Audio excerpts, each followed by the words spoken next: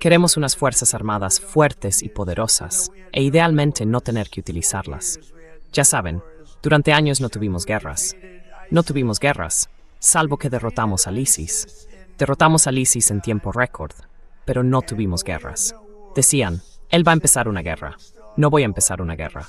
Voy a detener guerras. Mediremos nuestro éxito no solo por las batallas que ganemos, sino también por las guerras que terminemos. Y quizá lo más importante, por las guerras en las que nunca lleguemos a entrar.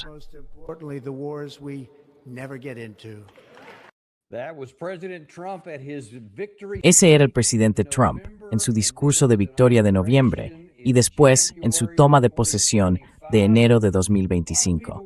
Y mucha gente no estaba muy contenta de que esas cosas no se trasladaran a su investidura. Una de ellas es nuestra invitada de hoy. Nos complace muchísimo contar con la excongresista Marjorie Taylor Greene, que nunca ha tenido miedo de desafiar a Washington ni a su propio partido. Es una crítica feroz del establishment político y ha sido una de esas voces influyentes en la escena política. Congresista, bienvenida al programa. Muchas gracias por invitarme. Bueno, escucha, tú estabas en la sala cuando se produjo el segundo de esos dos clips durante la investidura. Y personalmente me hizo muchísima ilusión oír eso. Fue una de las razones por las que apoyé al presidente Trump. Y no ha salido exactamente así. ¿Cómo te sentó a ti? Bueno, en realidad estuve en la sala durante ambos discursos, y esa es una de las grandes razones por las que apoyé al presidente Trump como lo hice. Como miembro del Congreso, fui y hablé en más de sus mítines de Trump por todo el país que cualquier otro republicano elegido, e hice campaña por él con enorme firmeza, por sus promesas de no más guerras extranjeras, y porque creía, basándome en sus propias palabras, que MAGA significa de verdad poner a los Estados Unidos primero. Sin embargo, hemos visto un gran agregamiento de España desde aproximadamente media de 2025 hasta ahora.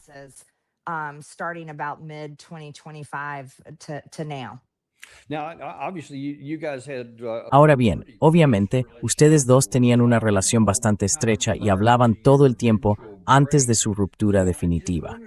Así que me pregunto si puede darnos una idea de cómo se pasó de aquel discurso de investidura a la situación actual, en la que ni siquiera se intentó poner fin a la guerra entre Rusia y Ucrania, y en cambio se abordaron todos estos otros conflictos. ¿Cómo se produjo eso? ¿Y cómo fueron esas conversaciones? Si puede contárnoslo.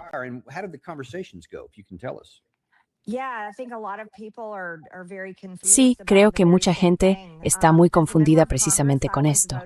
Como miembro del Congreso, siempre voté en contra de financiar la guerra de Ucrania. Y es importante reconocer que Ucrania no es miembro de la OTAN, por lo que Estados Unidos no tiene ninguna obligación contractual de apoyar a Ucrania de ninguna manera. Y eso fue lo que hizo la administración Biden, y hay que reconocer que fue bajo Joe Biden. La Casa Blanca y el Congreso, controlados entonces por los demócratas, apoyaron financiera y militarmente la guerra de Ucrania, convirtiéndola básicamente en una guerra subsidiaria contra Rusia. Así que al principio solo éramos unos pocos. Creo que éramos 3 republicanos los que votamos en contra desde el primer momento, nada más de financiación o ninguna financiación para Ucrania.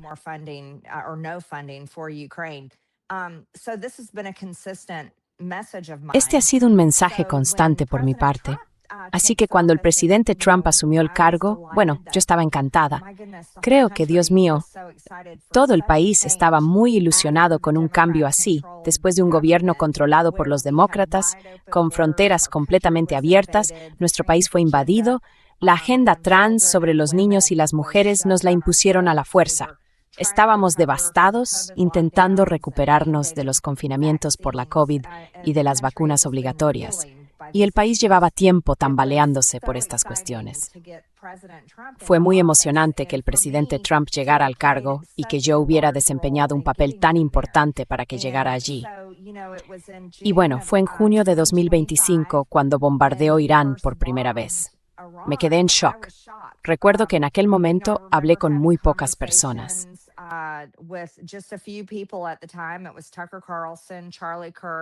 Fueron Tucker Carlson, Charlie Kirk, Thomas Massie y algunos otros. Y nos quedamos alucinados porque pensamos, un momento, esto es literalmente contra lo que hicimos campaña, contra lo que hemos luchado.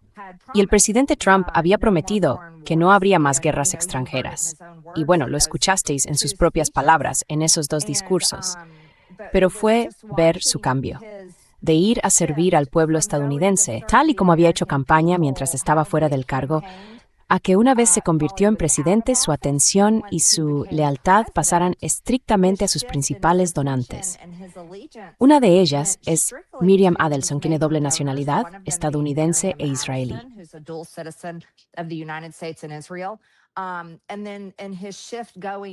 Y luego su cambio, pasar de hacer grande a Estados Unidos de nuevo para los estadounidenses de a pie, a servir a intereses corporativos como las grandes tecnológicas y la inteligencia artificial. Y después ver a personas que los votantes de MAGA consideraban enemigos, como Mark Zuckerberg, Bill Gates y otros, cenando con el presidente en la Casa Blanca.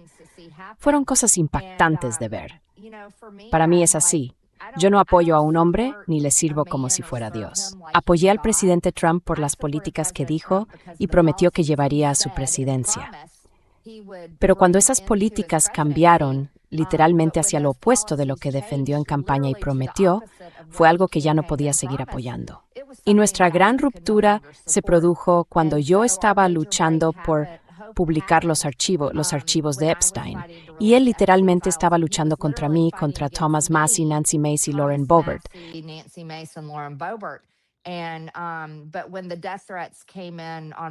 Pero cuando llegaron las amenazas de muerte contra mi hijo, específicamente contra mi hijo, envié esas amenazas al presidente Trump y a otras personas de la Casa Blanca, como Susie Wiles, Kash Patel, James Blair y el vicepresidente J.D. Vance. Les envié esas amenazas de muerte. El presidente Trump me respondió literalmente por mensaje y dijo que era culpa mía. Dijo, es culpa tuya y te lo mereces. Así que no hay manera de tender un puente de vuelta entre el presidente Trump y yo cuando dice que merezco que asesinen a mi hijo o que lo maten, simplemente porque estaba defendiendo a mujeres que fueron violadas de adolescentes por hombres ricos y poderosos y simplemente porque luché por esa transparencia. Así que el presidente Trump, en muchos sentidos, se convirtió en alguien a quien no reconocía, alguien que creía conocer muy bien. Y ha sido realmente triste ver que ocurriera eso.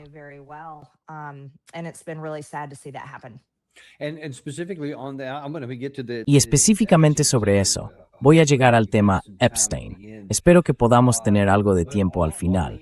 Pero sobre la cuestión de las guerras, ¿alguna vez te indicó, especialmente al principio, antes de que empezara la guerra con Irán de junio de 2025, algo como, oye, ya sé lo que dije, pero voy a conseguirlo. Simplemente voy a recurrir a la diplomacia? ¿O te ofreció algo, aunque fuera lo que fuera?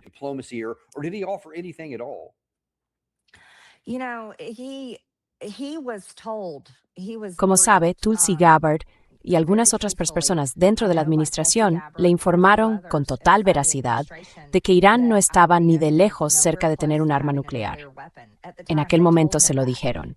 Y no solo lo dijo Tulsi Gabbard, lo dijeron todas nuestras agencias de inteligencia, además de agencias internacionales. El único grupo que yo sepa que afirmaba que supuestamente estaban a solo unas semanas de lograrlo, como llevamos oyendo desde hace entre 20 y 30 años, era Israel, Netanyahu y la inteligencia israelí. Y curiosamente, esa se convirtió en la voz a la que más empezó a escuchar el presidente, junto con las presiones de gente como Mark Levin, el difunto senador Lindsey Graham, que ama la guerra más que a la propia vida, y Laura Loomer, que jamás debería haber sido una voz a la que el presidente escuchara.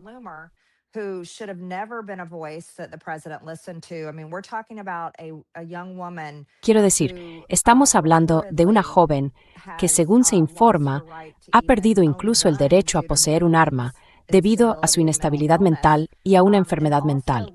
Además, era tan impopular que perdió 2 elecciones al Congreso. Así que no es una voz estable ni popular a la que el presidente debería haber escuchado. Pero al final el presidente escuchó realmente a los neoconservadores dentro de la administración, a los donantes neoconservadores y a donantes y amigos muy partidarios de anteponer a Israel. Y ha sido terrible, ha sido la peor decisión que ha tomado. Estamos sufriendo una inflación alta, estamos sufriendo precios altos de la gasolina y del diésel, de los que no se habla lo suficiente porque eso afecta muchísimo al transporte de mercancías, a la construcción y a todo tipo de industrias. Y el combustible para aviones sube cada vez más. Sí que esta es una guerra, es muy necesario que se puede ganar en materia antes, pero no es así. Y eso es simplemente un hecho.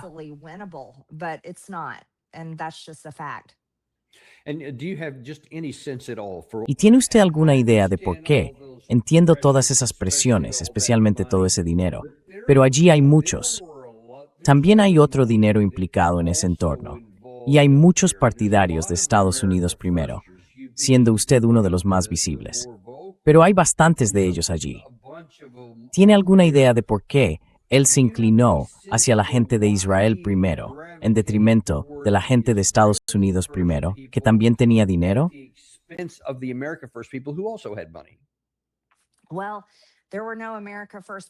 Bueno, no había gente de America First extendiéndole cheques de $100 millones como Miriam Adelson. Así que ahí tengo que discrepar contigo. No tenemos ni un solo donante de America First haciendo eso. Y la verdad más repugnante que puedo decirte es que el dinero controla literalmente todo en Washington, y se trata de contratos gubernamentales. Así que la industria es como cualquier gran empresa que depende realmente de contratos gubernamentales. Va a girar hacia quien esté al mando. Por eso viste a Bill Gates entrar corriendo, a Mark Zuckerberg, a todos los tipos de la tecnología, entrar corriendo y apoyar a Trump, cuando antes nunca lo habían apoyado. Porque sin duda necesitan que la administración impulse la inteligencia artificial y los centros de datos, lo cual es repugnante.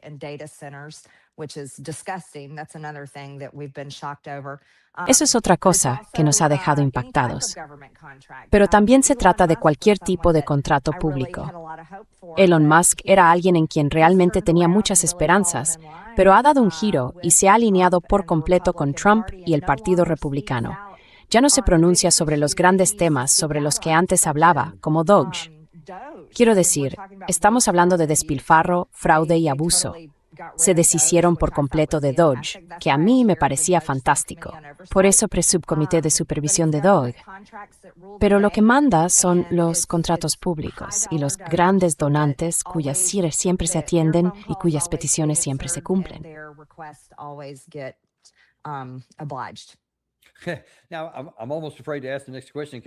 Ahora, casi me da miedo hacer la siguiente pregunta, porque creo que ya sé la respuesta. Una cosa es si son los de Israel primero, porque algunos de ellos pueden extender un cheque de $100 millones, como mencionaste en el caso de Miriam Adelson. Pero lo que más me sorprendió fueron las acciones del presidente Trump respecto a la guerra de Ucrania. Porque hizo campaña desde 2023 en adelante, diciendo, voy a terminar con esto en 24 horas. Conozco a Zelensky, conozco al presidente Putin, vamos a resolver esto. Joe Biden simplemente había abierto las compuertas y había regalado todo lo nuestro, todo ese dinero. Él estaba en contra de eso.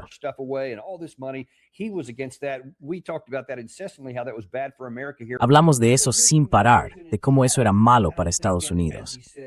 Y entonces llega el presidente Trump, y yo pienso, como dijo en el discurso de investidura, también vamos a sacar las guerras de la mesa. Eso es, obviamente, lo primero. Y de repente, no se sacaron de la mesa. Simplemente estuvo dando largas. Y luego, el pasado junio, el secretario de Estado Marco Rubio dijo, hemos elegido un bando y hemos elegido a Ucrania. Y creo que fue algo así como un suplemento de $8,000 millones. Algo por el estilo, que es poco comparado con lo que hizo Biden en su último año. $61,000 millones. Pero ¿cómo explicas que no hiciera nada para acabar con esa guerra y que al final eligiera un bando?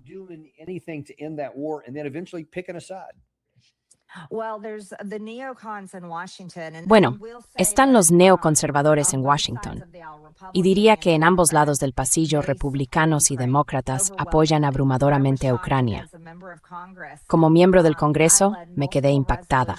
Impulsé varias resoluciones para dejar de enviar dinero a la guerra de Ucrania y normalmente la mayoría de los republicanos votaba en contra de mí. Solo una vez conseguí que una mayoría de los republicanos de la Cámara de Representantes votara conmigo para dejar de enviar dinero a Ucrania. Solo una vez, y fue hacia el final de la presidencia de Biden. Los demócratas, abrumadoramente, todas y cada una de las veces, votan por enviar dinero a Ucrania.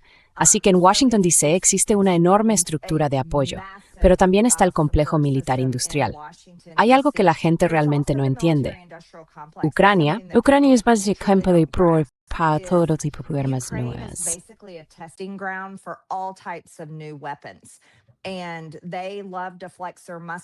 Y les encanta hacer alarde de su poder y decir, tenemos este misil, tenemos estos drones, tenemos esta tecnología, aquella tecnología. Y la guerra de Ucrania ha sido un campo de pruebas para eso, y un lugar donde estos fabricantes de defensa pueden hacer una fortuna.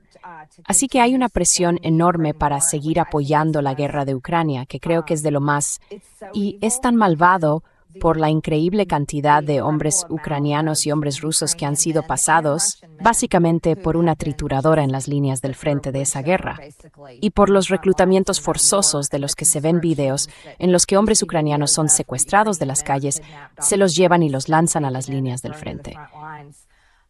Pero le reconoceré algo al presidente Trump. No se ha implicado del todo en favor de Ucrania, y no puede, ni debería hacerlo. And he can't and he shouldn't. And the reason why is he has foolishly. Y la razón es que él ha agotado imprudentemente, y el Pentágono, Pete Hegseth y todos ellos también lo han hecho imprudentemente, nuestras armas defensivas más valiosas en esta guerra contra Irán. Así que si siguieran entregando armas como misiles Patriot, Tomahawk y cualquier otro tipo de misil defensivo a Ucrania, estarían poniendo a Estados Unidos en un riesgo extremo. Ya estamos en un riesgo extremo porque han agotado estas armas en esta imprudente guerra con Irán. Así que veremos a dónde lleva esto. Pero hay una enorme presión para continuar la guerra contra Ucrania. Muchos países de la OTAN la apoyan, los países europeos la apoyan. A mí no me tiene sentido. Nunca he entendido por qué. No creo que debamos tener nada que ver con ello. Y me preocupa sinceramente el futuro de esa guerra. I truly am concerned about the future of that war. Sí, y como comentábamos antes con el coronel Douglas McGregor, al bando ucraniano no le quedan muchas opciones, porque se han quedado sin misiles de defensa aérea. No es que hayan tenido muchos nunca, y Rusia está aumentando sus misiles ofensivos y puede prácticamente lanzarlos a discreción. Así que no sé cuánto más va a poder durar esto. Sí, tienen que alcanzar un acuerdo de paz. Tienen que alcanzar un acuerdo de paz y poner fin a esto. Ese es el único camino que puede evitar que sean derrotados por completo, pero no parece que vayan por ese camino. Volviendo al tema israelí, estábamos hablando específicamente de la guerra con Irán, pero veamos esto. Alejemos un poco el foco, porque de nuevo, al menos desde fuera, da la impresión de que una cosa es que puedas conseguir dinero de la gente israelí, de todos los que estaban a favor de Israel. Pero no tienes otra elección, así que no tienes que preocuparte tanto por eso. Y ahora tenemos que el presidente Trump, justo la semana pasada, anunció la Junta de Paz, creo que fue el 30 de julio. La Junta de Paz ha dicho, oye, ¿sabéis qué? Tenemos una solución para el problema de Gaza.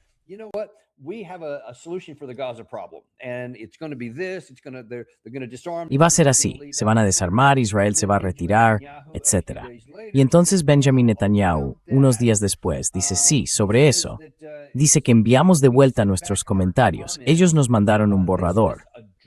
Pero el borrador que describe Netanyahu no se suponía que fuera objeto de debate, se suponía que fuera algo ya ejecutado, que el presidente Trump hizo de forma un tanto independiente de Netanyahu, pero que podía arrinconarlo, creo que eso pensaba. Pero parece que Netanyahu ha vuelto a arrinconar al presidente Trump y ha dicho algo mucho más directo. Nosotros, yo tomaré esta decisión, yo haré esto. Nunca me retiraré de la zona de Gaza ni del Líbano. ¿Cómo debemos interpretar eso?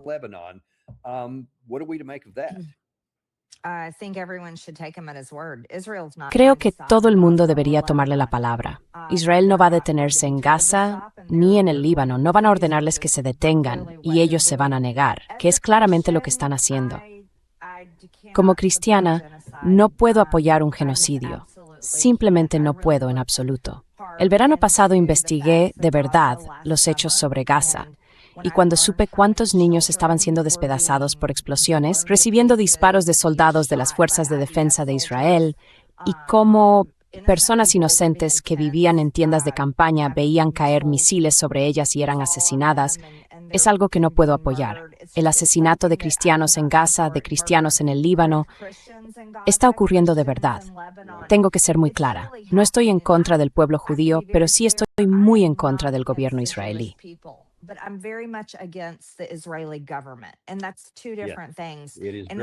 Y son dos cosas distintas, y tenemos que hablar de ello así. No es, en modo alguno, un juicio sobre el pueblo judío, pero es el gobierno de Israel el que está cometiendo este genocidio. Y la inmensa mayoría de los estadounidenses no quiere apoyarlo de ninguna manera, ni con nuestro dinero, ni con nuestras armas. Y creo que es extremadamente importante interpelar a otros cristianos sobre esta cuestión. Si podemos decir, estoy a favor de la vida, y los cristianos lo dicen, Si estás a favor de pero estás en contra de entonces deberías igual de asesinatos de un caso sin importar su religión o sus padres, con padres.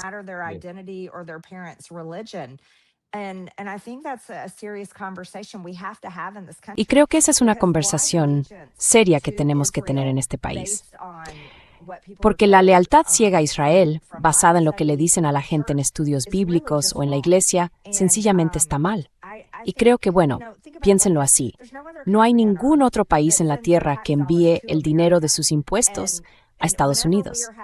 Y cuando tenemos problemas, no corren a ayudarnos. Nadie vino a defender nuestra frontera cuando estaba siendo desbordada cada día por miles de personas. Nadie nos defendió. Y es simplemente indignante que sigamos dando, pase lo que pase, carta blanca a Israel, al gobierno de Israel y a sus Fuerzas Armadas para todo, incluido el asesinato de niños inocentes. Y sigue conmocionándome.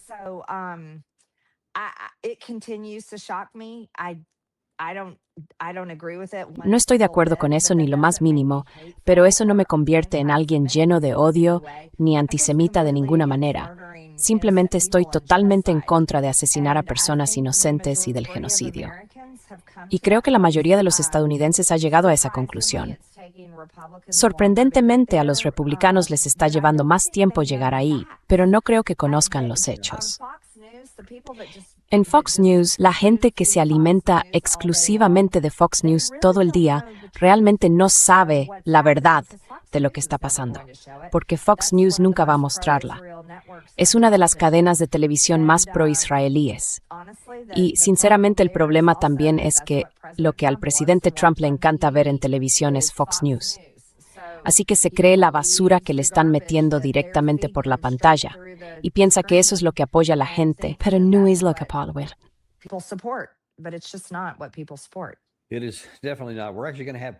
Desde luego que no.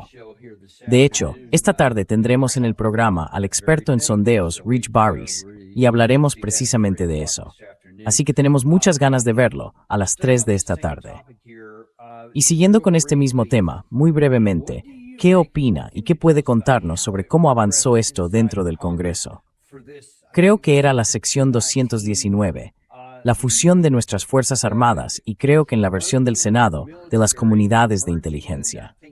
¿Por qué querríamos vincularnos a esa única nación en lugar de a cualquiera de nuestros otros aliados, cuando ni siquiera habíamos contemplado hacer algo así antes? ¿Por qué ese movimiento legislativo?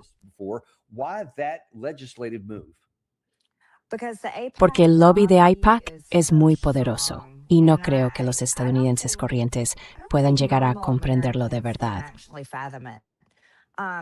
Wow. Sí, el lobby de AIPAC y Cristianos Unidos por Israel recorren constantemente los pasillos del Congreso. ¿Y sabéis quién no recorre los pasillos del Congreso? la gente estadounidense corriente. Su lobby es muy fuerte, tienen una enorme estructura de donaciones y si no os habéis dado cuenta, los políticos literalmente saltan y dan volteretas por los donantes. Así que el lobby de AIPAC, que dona millones y millones de dólares para apuestas de reelección de aquellos senadores, se será amigos de esos donantes pro-israelíes. También sean de ser amigo de un congresista y un senador cuando estén haciendo llamadas para recuperar fondos que no hay que ellos.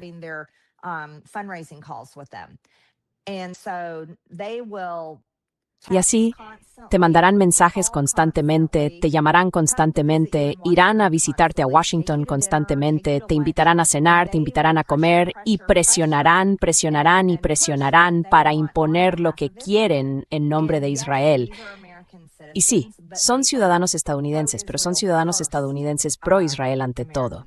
Y no puedo recalcar lo suficiente lo poderoso que es eso. Así que, lo estás viendo, está muy arraigado en la administración, pero también en los dos partidos. Está muy arraigado en el Partido Demócrata, está muy arraigado en el Partido Republicano.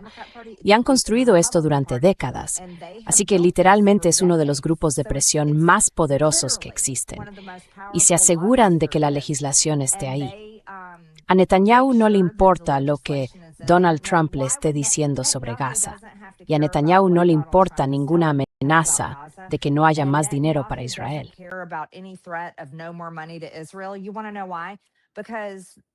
¿Quieres saber por qué?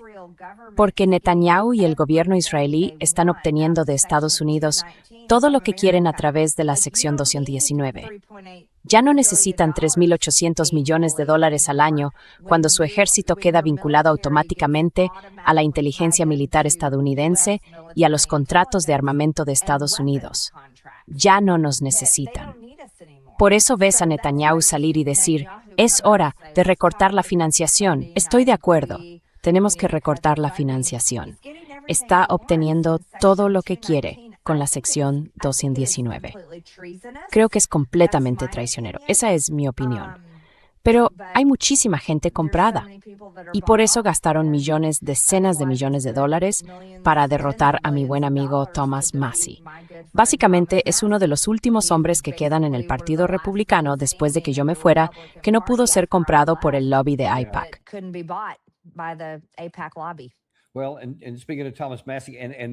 Bueno, y hablando de Thomas Massie y de ofrecer alguna esperanza, si usted siguiera allí dentro, diría que ustedes dos son voces solitarias en el desierto. Pero usted ya se ha salido. Y esta imagen que publicó no hace mucho dice, dijimos que no más guerras extranjeras. Y lo decíamos en serio. Apoyamos a Donald Trump porque hizo esas promesas, pero nos ha traicionado a todos. Nuestro compromiso es Estados Unidos primero, para todos los estadounidenses. De derechas, de izquierdas y de centro. El movimiento ha comenzado. Háblenos de este movimiento. Y hay esperanza de que algo pueda cambiar algunas de esas dinámicas de las que acaba de hablar.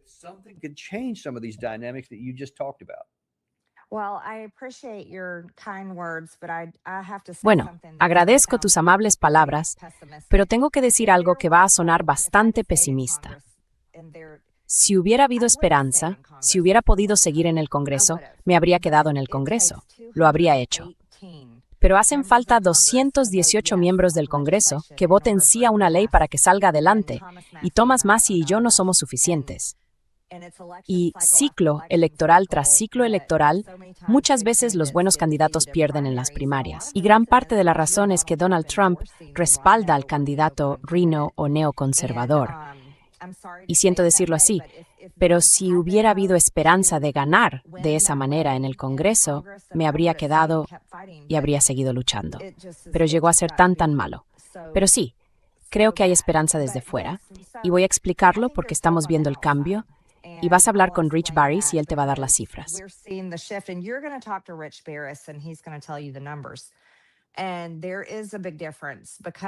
Y hay una gran diferencia, porque personas como yo, que literalmente dejé de lado mi vida privada muy exitosa y dije, voy a presentarme al Congreso. Y la razón por la que me presenté al Congreso es que muchas veces me enfado con mi propio partido, los republicanos, porque mienten. Nunca hacen lo que dicen que van a hacer una vez que están en el poder.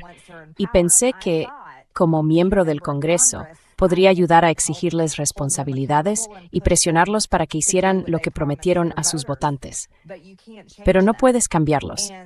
Así que unos cuantos hemos llegado a la conclusión de que hay que negarse. Estoy cansada de tener las manos sucias. Ya sabes, este es un partido que, diga lo que diga en campaña, cada vez aprueba presupuestos con un déficit de $2 billones, hundiéndonos aún más en una deuda de $40 billones. Furthering us into $40 trillion in debt, and the Democrats do it too. The Republicans. Los demócratas lo hacen, los republicanos nos meten constantemente en nuevas guerras en el extranjero, y nosotros estamos completamente en contra. Estamos viendo una economía cada vez más dividida, en la que los ricos son cada vez más ricos, la clase media se está desintegrando por completo y con el tiempo se hunde en la pobreza. Y el valor de nuestro dólar se está debilitando hasta no valer nada. Y vemos esto y pensamos, dentro de 5 años, la Seguridad Social y Medicare van a ser insolventes, lo cual es impactante. Así que para gente como yo, Tucker, Thomas y Joe Kent, tenemos muy claro que hay que abandonar esa mentalidad de equipo de, no, tenemos que derrotar a los demócratas cueste lo que cueste, da igual qué, aunque los republicanos nos sirvan el mismo plato de mierda, literalmente mierda.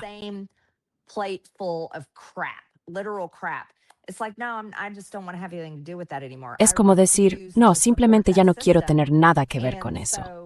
Me niego a apoyar ese sistema y creemos de verdad que hay una forma de cambiarlo y llevará mucho tiempo. Hará falta mucha gente, pero creemos que si suficientes personas dicen que el sistema bipartidista nos ha fallado por completo, y creo que la gente llegará a esa conclusión, sobre todo a medida que nos acerquemos a 2028 y nuestra deuda nacional se aproxime a los $50 billones. Y en 2032, sí, cuando Medicare y la Seguridad Social sean insolventes, y los mayores no tengan ahorros y no estén recibiendo cheques de la Seguridad Social, la gente se dará cuenta de que lo que estamos diciendo ahora mismo es un hecho.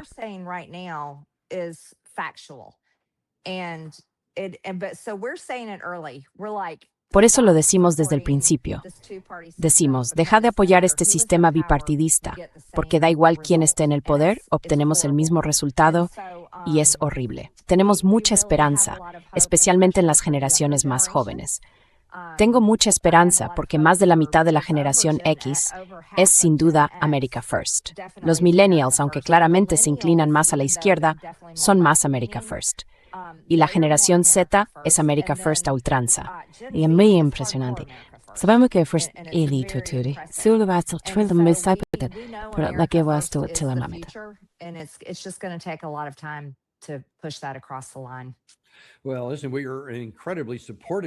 Bueno, escucha, apoyamos muchísimo ese esfuerzo y llevamos bastante tiempo lamentando los fracasos de los dos partidos. Así que es un soplo de aire fresco ver por fin a alguien haciendo algo al respecto. Y nos encanta todo el mundo que aparece en esa imagen. De hecho, hasta ahora hemos tenido a todos, excepto al congresista Massey. Seguimos trabajando en ello para daros espacio en antena y amplificar vuestro mensaje. Más allá de seguiros en X, ¿qué puede hacer la gente si quiere sumarse a este movimiento que estáis poniendo en marcha?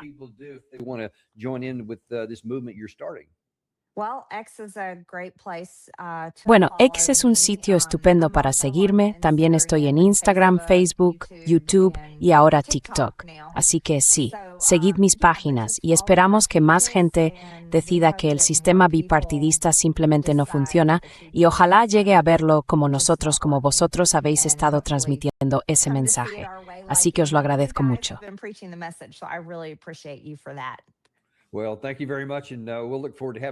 Bueno, muchas gracias. Esperamos poder contar contigo de nuevo. Y sin duda, seguiremos dando difusión a lo que hacéis en nuestros otros programas. Así que muchísimas gracias por venir y por sacar tiempo para estar aquí. De verdad lo agradecemos mucho. Y nosotros también os agradecemos a vosotros. Como he mencionado, Rich Bodies estará en el programa a las 3 de esta tarde. Como decía Marjorie Taylor Greene sobre él, tiene muchas cosas que decir sobre lo que realmente cree el pueblo estadounidense. ¿Queréis escucharlo a las 3 de esta tarde en Daniel Davis Deep Dive? Nos vemos entonces.